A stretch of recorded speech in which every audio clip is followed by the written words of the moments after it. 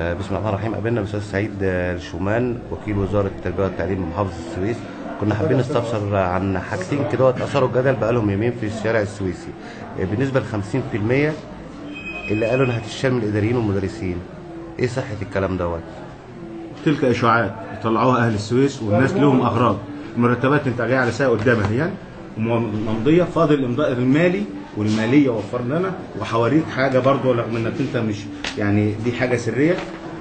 دي الموازنه العامه اللي جانا للسويس. انا عندي زيادات، عندي مليون في الباب الاول كله، في 7 مليون زياده، بس محتاج تحويل بند البند، والبند ده ان شاء الله موافقه الماليه دلوقتي زميلنا في الماليه بيوقفها وانا حاطط في المرتبات، ولسه المرتبات بتتقبض يوم 1 في الشهر و5 في اليوم الخامس في الشهر، يبقى الموظف يشتكي لو ما جابش مرتبه.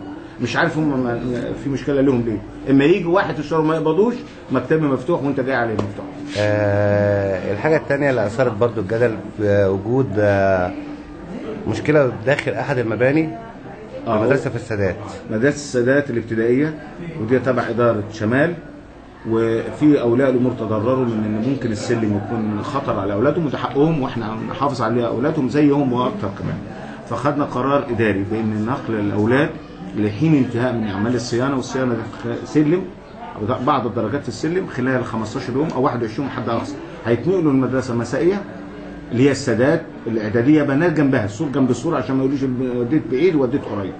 وده اجراء مؤقت لحين صيانه، وتم رصد 59,000 جنيه لصيانه السلم، والمقاول بيروح النهارده او بكره هيستلم، لا النهارده لا بكره يستلم المدرسه.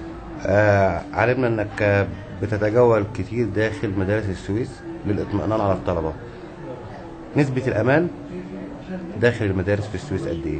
بقول لحضرتك عشان تبقى عارف، السويس كمنظومه كده تعليميه انا راضي عنها جدا جدا في الفكر التعليمي، اما في الاداء انا مش راضي، يعني اداء التعليم اللي هو المعلم والمنهج والدرس لا انا مش راضي، لان سقفي اعلى شويه. من جهه الامان الجيش بيامن لنا، وما بنطلبش من شيء من الجيش، واحنا عملنا اجتماع مع السياده اللواء عسكر سامع عسكر، وبعتنا العميد اسمه يحيى، عميد عاهل ولا عاهل؟ ايوه. واتفقنا ان في دوريات بتمر على المدارس، منها يقول لي انت مدرسه بتشتكي دلوقتي واحنا نبعت لهم حل. ثانيا عندنا امن وقائي في المديريه وفي الادارات، لما المسؤولين امن بيتعاملوا، وكل مدرسه فيها مسؤول امن، وكل اداره فيها اكتر من مسؤول امن. فيقولوا لنا المشكله فين، اذا كانت مدرسه بتشكي تقول لنا.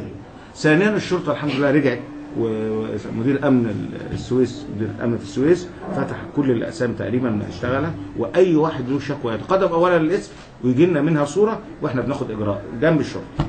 احنا بنشكر حضرتك على اللقاء دوت، ونتمنى مزيد للسويس. شكرا يا فندم. بوريك بس عشان خلاص دي بقى بص